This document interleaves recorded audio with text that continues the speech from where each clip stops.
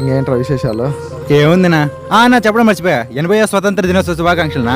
Excuse me sir, ఒక case రాయాలి sir అర్జెంటుగా. రాద్దాంలే, కేసు దేముందిలే కానీ నువ్వు అర్జెంట్గా బుక్ స్టోర్ దగ్గరికి వెళ్ళి ఒక A4 షీట్ బండిలు అలాగే బ్లూ పెన్ తీసుకురా.